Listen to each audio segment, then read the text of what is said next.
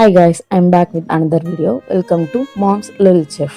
இன்றைக்கி நம்ம என்ன பார்க்க போகிறோன்னா முள்ளங்கி வச்சு எப்படி ஒரு தொக்கு செய்கிறதுன்னு பார்க்க போகிறோம்.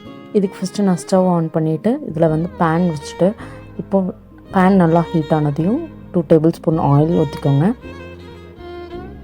இப்போ இந்த ஆயிலும் நல்லா ஹீட் ஆனதுக்கப்புறம் இதில் வந்து கடுகு, இப்போ இந்த கடுகு நல்லா ஹீட் ஆனதுக்கப்புறம் கொஞ்சமாக கடலைப்பருப்பு ஆட் பண்ணிக்கோங்க.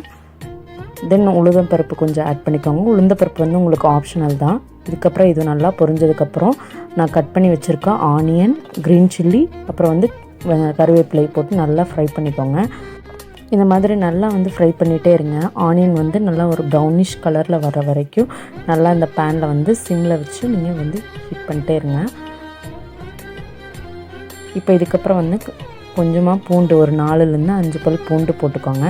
பூண்டும் போட்டுட்டு நல்லா வந்து ஃப்ரை பண்ணிக்கோங்க. ஃப்ரை பண்ணிவிட்டு இதுக்கப்புறம் பார்த்திங்கன்னா தக்காளி வந்து 3 to 4 நான் வந்து நல்லா சாப் பண்ணி வச்சுருக்கேன். நீங்கள் அதையும் வந்து ஆட் பண்ணிக்கோங்க. தக்காளி வந்து உங்களுக்கு உங்கள் ஃபேமிலிக்கு எவ்வளோ அமௌண்ட் தேவையோ அவ்வளோ ஆட் பண்ணிக்கோங்க நீங்கள். இதுக்கப்புறம் வந்து நான் புதினாவை வந்து நல்லா வாஷ் பண்ணி எடுத்து வச்சுருக்கேன். அதுவும் ஒரு கைப்பிடி அளவு நீங்கள் இதில் ஆட் பண்ணிக்கோங்க. இதில் நீங்கள் புதினா ஆட் பண்ணும்போது taste wise and smell wise உங்களுக்கு வந்து ரொம்ப சூப்பராக இருக்கும். இப்போ இது மாதிரி நல்லா வந்து வதக்கி விட்டுக்கோங்க. இப்போ இது கூடவே கொஞ்சமாக மஞ்சத்தூள், தென் கொஞ்சம் மிளகாத்தூள் இதெல்லாம் போட்டு நல்லா ஆட் பண்ணிவிட்டு இந்த மாதிரி வதக்கி விட்டுக்கோங்க. இப்போ இதில் வந்து நம்ம தக்காளியெலாம் சேர்த்துருக்கோம். தக்காளி ப்ளஸ் இந்த புதினா ஃப்ளேவர் வந்து ரொம்ப சூப்பராக இருக்கும். இப்போ நல்லா தக்காளி வதங்கறதுக்காக லைட்டாக கல்லுப்பு போட்டு ஆட் பண்ணிக்கோங்க. இப்போ இதே மாதிரி வதக்கி விட்டுட்டு